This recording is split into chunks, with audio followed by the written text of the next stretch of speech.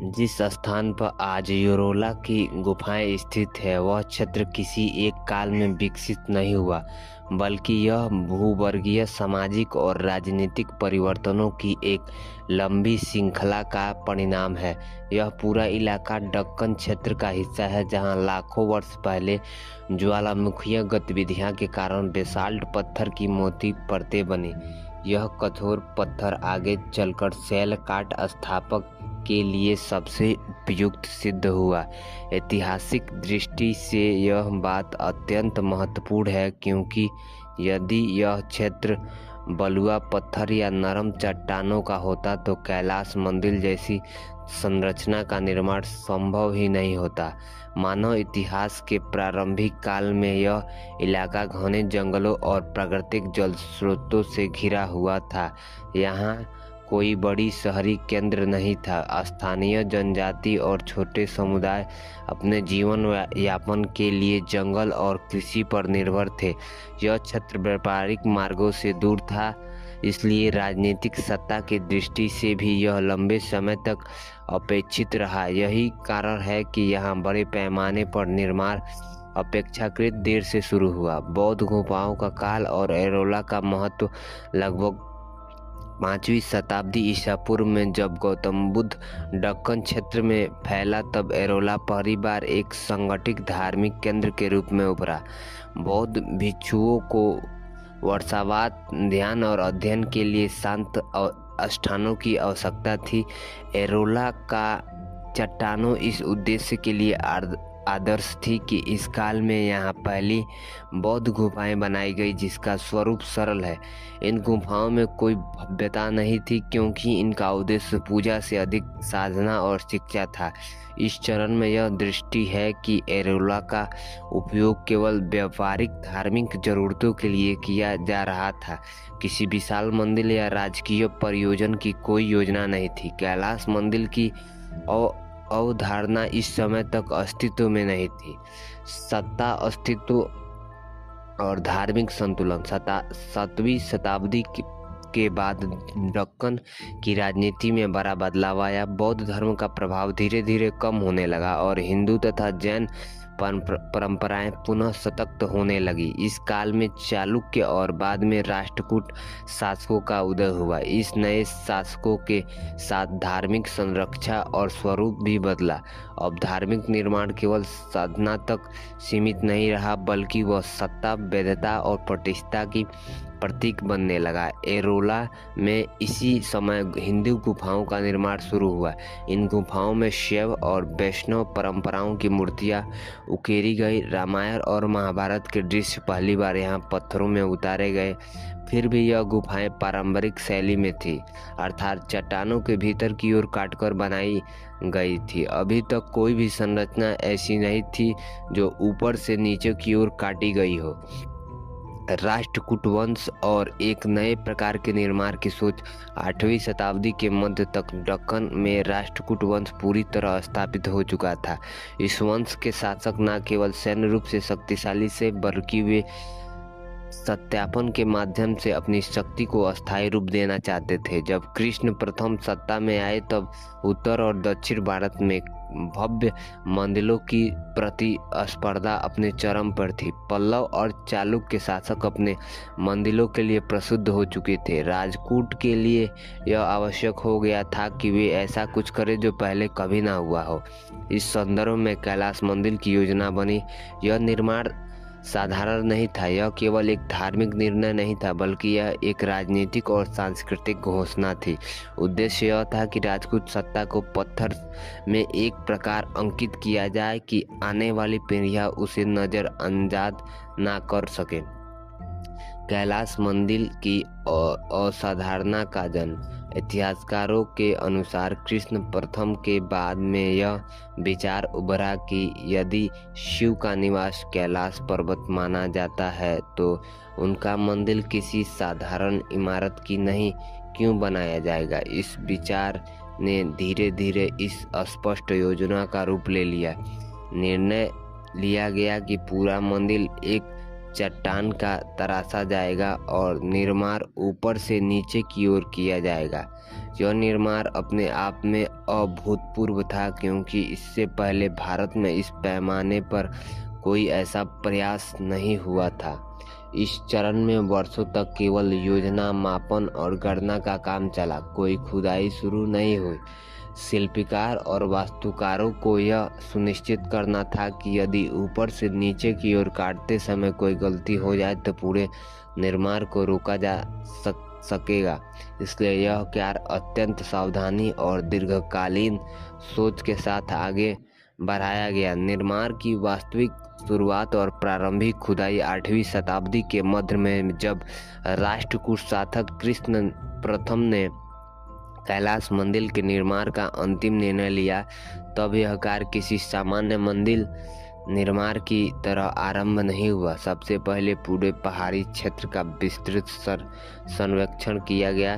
शिल्पकारों और वास्तुकारों ने चट्टान की ऊंचाई, उसकी चौड़ाई, उसकी परतों की मोटाई और बेसाल्ट पत्थर की कठोरता का गहन अध्ययन किया। यह स्पष्ट कर दिया गया था कि एक बार खुदाई शुरू होने के बाद किसी प्रकार की संरचनात्मक भूल को सुधारा नहीं जा सकेगा, क्योंकि पूरा मंदिर एक ही चट्टान में निकालकर सामने आने वाला है। इस कारण निर्माण से पहले कई वर्षों तक केवल गणनाओं और मापों पर काम चलता रहा। यह तय किया गया कि मंदिर का शिखर सबसे पहले तराशा जाएगा, उसके बाद क्रमशः नीचे की ओर गर्भगृह, मंडल और अंततः आधार संरचना बनेगी। यह योजना उस समय की पारंपरिक निर्माण पद्धति से पूरी तरह विपरीत थी, क्योंकि भारत में सामान्य मंदिरों का निर्माण नींव से ऊपर की ओर किया जाता है, जबकि वास्तविक खुदाई शुरू हुई थी वो सबसे पहले पहाड़ की ऊपरी सतह समतल से किया गया था। इसके बाद एक विशाल आयताकार खंड को चट्टान से अलग करने का कार्य आरंभ हुआ। यह चरण सबसे कठिन था, क्योंकि इसमें चारों ओर से चट्टान को काटकर भीतर के मंदिर को स्वतंत्र करना था। इतिहासकारों के अनुसार इस प्रक्रिया में लाखों टन पत्थर हटाया गया। यह पत्थर कहा गया, उसका कोई स्पष्ट बौद्धिक प्रमाण आज उपलब्ध नहीं है, जो इस निर्माण को और अधिक जटिल और रहस्यमय बनाता है। वह नीचे की ओर काटने की तकनीक। कैलाश मंदिर का निर्माण जिस तकनीक से किया गया है वह अपने समय में बहुत आगे की सोच को दर्शाता है। शिल्पकारों ने अपने मंदिर की बाहरी ढांचा तय किया और फिर उसी ढांचे के भीतर सूक्ष्म नक्काशी का कार्य किया। इसका अर्थ क्या है कि किसी चरण में की गई गलती पूरी मंदिर की संरचना को बिगाड़ सकती है। इससे बावजूद आज मंदिर की समस्वरूपता और संतुलन की सिद्ध करते हैं कि कार्य अत्यंत उच्च स्तर की योजना और अनुशासन के साथ किया गया। मंदिर के शिखर, जो कैलाश पर्वत का प्रतीक माना जाता है, सबसे पहले उकेरा गया। उसके बाद गर्भगृह, जहां शिवलिंग स्थापित किया गया, तराशा गया। गर्भगृह के चारों ओर प्रदक्षिणा पथ बनाया गया, जो दर्शाता है कि धार्मिक अनुष्ठानों और ध्यान में रखकर पूरी योजना बनाई गई थी। इसके बाद सभा मंडल और अन्य सहायक संरचनाओं का निर्माण हुआ। यह पूरा कार्य किसी एक शिल्पकार या छोटे समूह द्वारा नहीं किया गया था। इसके लिए सैकड़ों कारीगर, शिल्प और श्रमिक वर्षों तक लगातार कार्यरत रहे। फिर भी यह ध्यान देने योग्य है कि इस निर्माण के संबंध में किसी प्रकार के मधुर विद्रोह अवस्था या लंबे अवरोध का उल्लेख ऐतिहासिक स्रोतों में नहीं मिलता है, जो यह संकेत देता है कि यह परियोजना अत्यंत संगठित ढंग से संचालित की गई थी।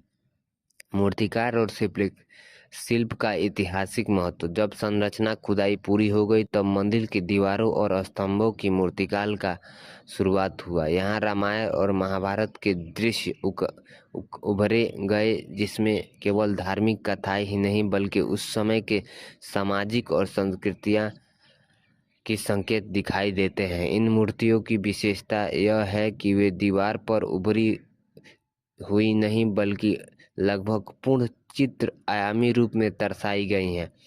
नदी मंडल, जो मुख्य शिव के सामने स्थित है, एक स्वतंत्र संरचना के रूप में बनाया गया है। यह तथ्य दर्शाता है कि कैलाश मंदिर केवल एक पूजा स्थल नहीं बल्कि एक धार्मिक परिसर है।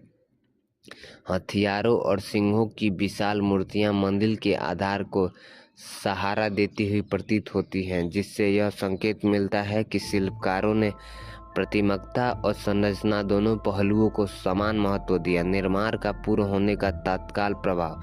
लगभग 2 दशकों के भीतर कैलाश मंदिर का निर्माण पूर्ण हुआ। जब यह मंदिर अपने अंतिम रूप में सामने आया तो यह केवल राजपूत साम्राज्य की धार्मिक आस्था का प्रतीक नहीं बल्कि उनकी राजनीतिक शक्ति और स्थापक क्षमता के प्रमाण था। समकालीन और बाद के शासकों के लिए यह मंदिर एक मानक बन गया, जिससे तुलना किए बिना किसी भी बड़े निर्माण को परखा नहीं जा सकता। इस मंदिर के पूर्ण होने के बाद एरोला का महत्व और बढ़ गया। यह स्थान बौद्ध, हिंदू और जैन परंपराओं के सह अस्तित्व का उदाहरण बन गया। कैलाश मंदिर ने यह स्पष्ट कर दिया कि राजपूत शासक केवल सैन्य विजय तक नहीं सीमित था, बल्कि सांस्कृतिक और संस्थापक क्षेत्र भी था। वो अपने समय में नेतृत्व कर रहा था। ऐतिहासिक दृष्टि से मूल्यांकन। इतिहास आज इस बात का सहमत है कि कैलाश मंदिर किसी चमत्कार का प्रमाण नहीं था, बल्कि यह संगठित श्रम, उन्नत गणितीय समझ और दीर्घकालीन योजना का नतीजा था। इसके बावजूद निर्माण की गति, तकनीक और पैमाने की ओर देखते हुए यह कहा जा सकता है कि यह परियोजना अपने युग में कई शताब्दी आगे थी। यही कारण था कि आधुनिक इंजीनियर भी इसे दोहराने में संकोच करती है। आज के समय में कैलाश मंदिर का मूल्यांकन और संरक्षण 20वीं और 21वीं शताब्दी में प्रवेश करते ही एरोला की कैलाश मंदिर का महत्व केवल एक ऐतिहासिक स्मारक के रूप में नहीं बल्कि एक जीवित सांस्कृतिक धरोहर के रूप में समझा जाने लगा। औपनिवेशिक काल के बाद जब भारत में संगठित पुरातत्व और संरक्षण की व्यवस्था विकसित हुई, तब इस मंदिर की संरक्षित करने की आवश्यकता पर गंभीरता से विचार किया गया। यह स्पष्ट था कि एक ही चट्टान की निर्मित इस विशाल संरचना को समान मरम्मत के नियमों और सुरक्षित नहीं रखा जा सकता, क्योंकि किसी भी हस्तक्षेप से संपूर्ण ढांचे की संतुलन पर प्रभाव पड़ सकता है। स्वतंत्र के बाद कैलाश मंदिर सहित पूरे एरोला परिसर को संरक्षण भारतीय पुरातत्व सर्वेक्षण के अधीन आया। इस संस्था ने सबसे पहले मंदिर की संरचना, स्थिति तथा विस्तार सर्वेक्षण कराया। इसमें चट्टानों की दरारें, जल निकास की स्थिति, मूर्ति पर हो रहे क्षरण और मानव गतिविधियों में होने वाले प्रभाव का अध्ययन किया गया। इन अध्ययनों से यह निष्कर्ष निकला कि प्राकृतिक अपक्षय, विशेषकर वर्षों जल की तापमान और परिवर्तित मंडलों के लिए सबसे दीर्घकालीन खतरे हैं। संरचना की प्रगति में यह नीति अपनाई गई कि मूल संरचना के न्यूनतम हस्तक्षेप किया जाए। कैलाश मंदिर के मामले में किसी नए पत्थर को जोड़ना या सीमेंट जैसी आधुनिक सामग्री का उपयोग करना उपयुक्त नहीं माना गया। इसके स्थान पर जल निकासी प्रणालियों को सुधारा गया ताकि वर्षा का पानी चट्टानों में जमा न हो सके। जहां आवश्यकता हुआ वहां सतही सफाई और जैविक परतों को हटाने का कार्य किया गया, ताकि मूर्तियों पर जमी कोई और प्रदूषित होने वाला नुकसान को रोका जा सके। आधुनिक मूल्यांकन का एक महत्वपूर्ण पक्ष यह भी है कि वह कैलाश मंदिर आज वैश्विक सांस्कृतिक धरोहर के रूप में देखा जाता है। इसे देखने के लिए हर वर्ष लाखों पर्यटक आते हैं, जिससे स्थानीय अर्थव्यवस्था को लाभ होता है, लेकिन साथ ही संरचना पर दबाव भी बढ़ता है। इस कारण आगंतुकों की संख्या, अपने मार्ग की गतिविधियों को नियंत्रित करने के लिए नियम बनाए गए हैं। कुछ क्षेत्र में प्रवेश सीमित किया गया है ताकि अत्यधिक मानव संपर्क और नाजुक शिल्प से क्षति न पहुंचा सके। शैक्षणिक दृष्टि से भी कैलाश मंदिर का अध्ययन लगातार जारी है। आधुनिक तकनीकों जैसे 3D स्कैनर और डिजिटल मैपिंग का उपयोग करके इस संरचना का विस्तृत दस्तावेज तैयार किया गया है। इसका उद्देश्य केवल शोध नहीं बल्कि भविष्य में किसी भी संरचना क्षति स्थिति में सटीक स्पंद उपलब्ध कराना है। इन अध्ययनों से यह भी सामने आया है कि 8वीं शताब्दी में अपनाई गई भार विस्तृत की कटाई की तकनीक इतनी सटीक थी कि आज की संरचना की स्थिति भी ऐसी नहीं बना सकती। आज के समय में कैलाश मंदिर को केवल अतीत उपलब्धि के रूप में नहीं बल्कि एक सीख के रूप में देखा जाता है। प्राचीन समाज किस प्रकार से दीर्घकालीन सोच के साथ निर्माण करता है। जहां तत्काल लाभ के बजाय अस्थायी और संतुलित को प्राथमिकता दी जाती है। आधुनिक स्थापक और संरचना विशेषज्ञों के लिए यह मंदिर एक संदर्भ बिंदु बन चुका है, जिससे यह समझा जा सकता है कि सीमित समकालीन साधनों के बावजूद उच्च स्तर की इंजीनियरिंग कैसे संभव हुई। समग्र रूप से आज कैलाश मंदिर का मूल्यांकन 3 स्तरों पर किया जाता है। पहला यह कि एक धार्मिक और सांस्कृतिक प्रतीक है जो सदियों से श्रद्धा का केंद्र बना रहा है। दूसरा, यह एक ऐतिहासिक दस्तावेज है जो राजपूत काल की प्रशासनिक तकनीकी और कलात्मक क्षमता को प्रदर्शित करता है। तीसरा, यह कि एक संरक्षण चुनौती है जो आधुनिक समाज से एक अपेक्षा करती है कि वह अतीत की इस धरोहर को बिना